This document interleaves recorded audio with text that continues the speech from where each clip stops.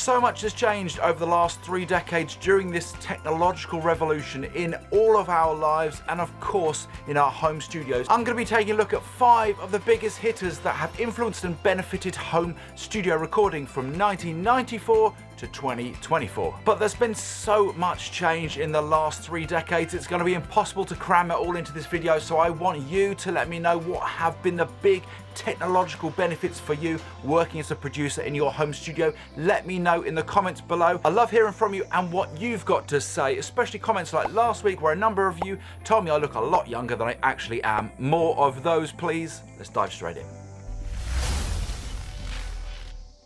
Being able to perfectly save and recall was such a big hit. I know it was huge for pro studios, meaning that they could recall projects from a plethora of different acts, artists and bands that are coming through their doors of the studio without having to mark everything out and bring the faders back to where they were and check everything was all in the same place.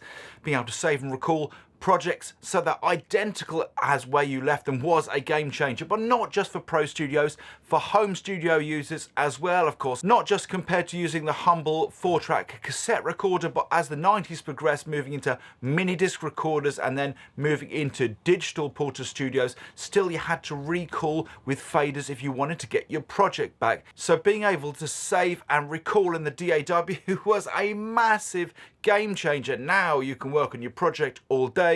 When you've had enough and you're sick of listening to it, you can take a week off and then you can come back to it with fresh ears, bringing up a project exactly where you left it. My second big hit is being able to use plugins, even just using stock plugins, having access to compressors and limiters and saturation and effects without having to go down to the music shop and buy a whole load of multi-effects and hardware, which would cost you a fortune back in the 90s. Having these available at a click of a mouse is just incredible. For me specifically though, the improvements over around the last decade of analog style emulation plugins has been a massive game changer for me.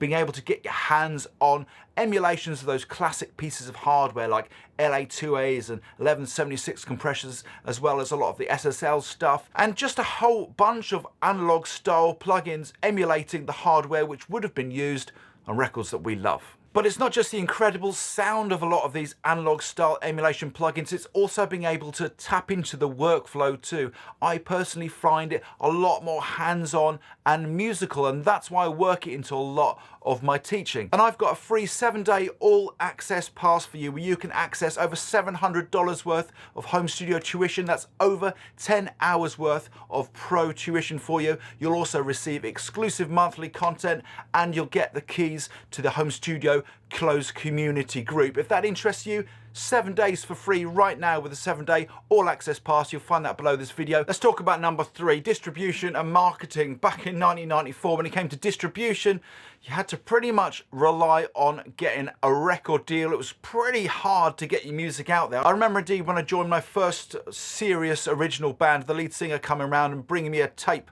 with 5 of the songs on. So even getting your music out to your band members was a challenge, let alone getting your music out further afield. And when it came to marketing, it was also making fanzines and having to photocopy them, so it's expensive too, having to either post them or hand deliver them, making posters, designing posters. Of course, we didn't have access really to computers, so everything had to be drawn or used Letraset, if you remember that, or stencils to make it look a little bit more pro, or like the old punk marketing of ripping out words from newspapers and stuff like that. So you had to get really creative. And then in between 94 and 2024, I remember the advent of things like MySpace and of course YouTube coming out. We're talking around, I think, 2004, 2005. I remember MySpace first coming out and it was just mind-blowing. We didn't really know what to do with it. Of course, the bands that really did know what to do with it, great bands like the Arctic Monkeys, I remember really surfing off the back of MySpace and doing incredibly well and benefiting from it massively. Being able to access directly your audience was just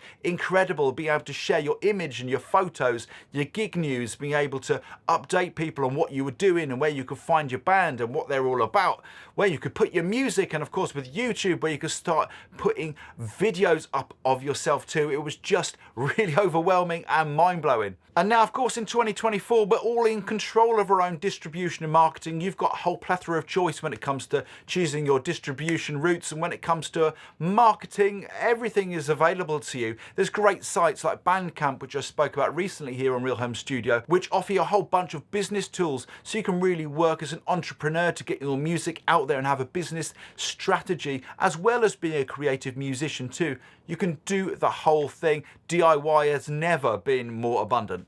And it's certainly really helped to wheedle out a lot of the dark side of the music industry. Listen, if you're thinking about releasing your music in 2024, I definitely recommend DistroKid is a great distribution site, and I can offer you 7% off DistroKid right now. Just click the link below this video. On to number 4, mastering. And back in '94, I don't think I really had much of a concept of what mastering was. It wasn't really when I got more into production, started getting into studios and working with bands, that I started to kind of get an idea of what it might be. But it still felt like a bit of a dark art shrouded in mystery. So a lot of the time when it came to wanting to master a mix, it would be a case of outsourcing to a specific mastering engineer, which would be somewhat expensive. Fast forward to 2024, and to a large extent, mastering's been demystified. We've lived through the loudness wars, and now everything feels like it's on a much more even playing field. We've all got tools to master our own music in our home studio, and it's much easier to reference an AB2.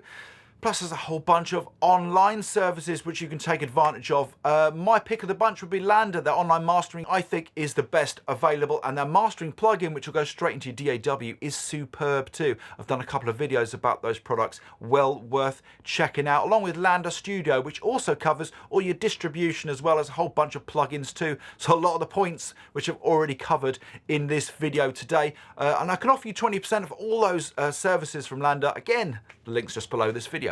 On to number 5, and that's having your track limitations lifted. Back in '94, 2 tracks, 4 tracks if you were really lucky, 8 tracks. Of course, now we've got unlimited tracks, so we can run pretty much in our DAW. And what that does is I find really lifts the stress from recording. You don't have to plan quite as much, and you can be a lot more flexible. You can multi-mic with a lot more flexibility. You don't have to think about having to save the last couple of tracks for something else, so you can be a little bit more chilled about your approach to recording. And that opens the door for multi-miking. You can record 100 versions of your voice if you wanted to create a choral effect and bust it down. You don't have to commit to a bounce. You can do things like amp reamping without having to think about using up tracks and whether you've got the space to do it. And of course, you've got the flexibility as well to account for mistakes. So listen, that's 5 of my reasons why recording in a home studio in 2024 beats 1994, but I'm going to have missed a load. So as I said at the top of the video, do let me know. I love hearing from you. Let me know what I've missed. Let me know why 2024 smashes 1994 when it comes to you working in your home studio. Of course, don't forget to grab as well that 7-day free all-access pass to over $700 worth of home studio tuition. You'll join the Real Home Studio community there too, and you'll also get access to exclusive monthly videos. It's just waiting for you. It's free. You can click on the link below this video. Don't forget to like and subscribe. If you really enjoyed this video today, you're definitely going to want to check this one out.